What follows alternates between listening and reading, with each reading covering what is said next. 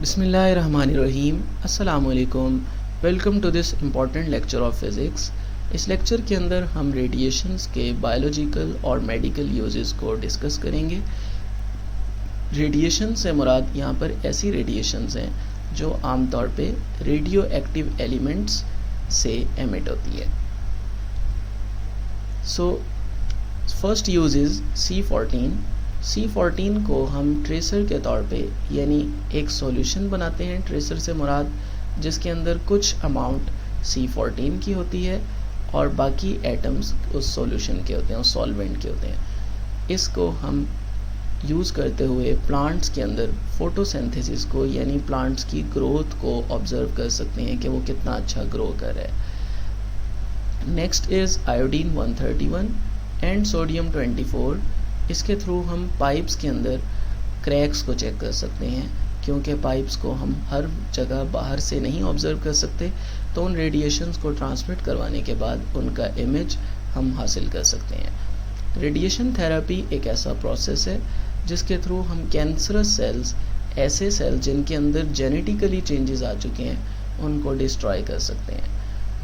इसी तरह gamma raise को ट्यूमर्स के ट्रीटमेंट के लिए यूज़ किया जाता है। ये भी एक थेरेपी की ही फॉर्म है जिसके थ्रू हम ट्यूमर्स के सेल्स को डिस्ट्रॉय करते हैं। रेडियो प्रोसेस जो कम्युनिकेशन प्रोसेस है, इसके थ्रू हम स्पेस के अंदर रेडियो वेव्स को ट्रांसमिट करते हैं और उनसे फिर जब वो बाउंस बैक होके आए या उनके बिहेवियर से हम स्टार्स और स्पेस में मौजूद दूसरे ऑब्जेक्ट्स के स्ट्रक्चर को फाइंड कर सकते हैं।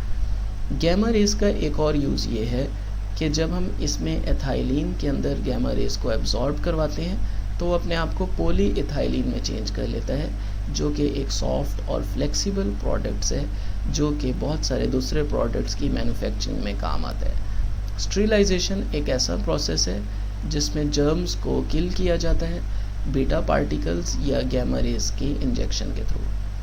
रेडिएशन ट्रीटमेंट से हम फूड को भी ज़्यादा टाइम के लिए स्टोर कर सकते हैं। गैमा गेजेस मेजरमेंट का एक मेथड है जिसके थ्रू हम शीट्स की थिकनेस को मेजर कर सकते हैं, और ऐसी शीट्स की जिनकी डेंसिटी बहुत ज़्यादा हाई है और थिकनेस भी ज़्यादा है। क्योंकि गैमा रेस की पेनिट्रेटिंग पावर ज़्यादा है, इसलिए हम इनके थ्रू हाई थिकनेस वाली शीट्स को भी उनकी थिकनेस को मेजर कर सकते हैं। बीटा गेजेस एक ऐसा प्रोसेस है जिसके थ्रू हम ऐसी शीट्स की थिकनेस को मेजर कर सकते हैं जो कि थिन होती हैं, जिनकी डेंसिटी कम होती है, क्योंकि बीटा रेज जो हैं इनकी पेनिट्रेटिंग पावर लेस है, इसलिए ये थिन शीट्स की थिकनेस में मेजर होता है।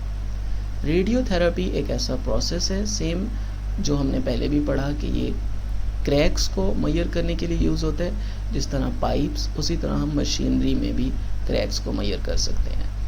C14 से C12 की रेशो को हम डेड प्लांट्स के अंदर यूज़ करते हैं ताकि हम किसी भी प्लांट के लाइफ टाइम को चेक कर सकें कि उसके अंदर उसको कितना टाइम हो गया उसकी डेथ हुए हुए। हर प्लांट के अंदर एक नॉर्मल अमाउंट में C14 होती है। जब प्लांट की डेथ होती है तो C14 की अमाउंट मज़ीद कम होना शुरू हो जाती है और वो C12 में चेंज हो जाती है। तो उसकी रेशो से हम बता सकते हैं कि उस प्लांट को कितना अरसा गुजर चुका है। Beta particle superficial skin therapy के लिए यूज़ होता है, और अल्फ़ा पार्टिकल जब हम स्किन की डीप थेरेपी यूज़ करना चाहें तो उस वक्त यूज़ होता है। इसी तरह एक्टिवेशन एनालिसिस, जिसे हम गैमा रे एनर्जी मेजरमेंट भी कहते हैं, इससे हम किसी भी सैंपल के अंदर किसी ख़ास एलिमेंट की अमाउंट को चेक कर सकते हैं। जिस तरह प्लांट्स की एज को चेक करने के लिए C14 और C12 की रेशो को चेक करते हैं, इसी तरह रॉक्स की एज को चेक करने के लिए U38 और PB की रेशो को चेक करते हैं, क्योंकि रॉक्स के अंदर पहले U38 मौजूद होता है और वो वक्त के साथ साथ डिके होता है और अपने आप को न्यू एलिमेंट में चेंज करता है। सो इसकी रेशो से हम रॉक्स की एज बता सकते हैं। Thank you so much, that was all for this lecture. उम्मीद है वीडियो आपके लिए हेल्पफुल रही होगी। सो रिक्वेस्ट यू कि आप हमारे चैनल को सब्सक्राइब कर लें और बेल आइकन को ज़रूर क्लिक करें ताकि आपको मज़ीद यूज़फुल वीडियोज़ मिल सकें। Thank you.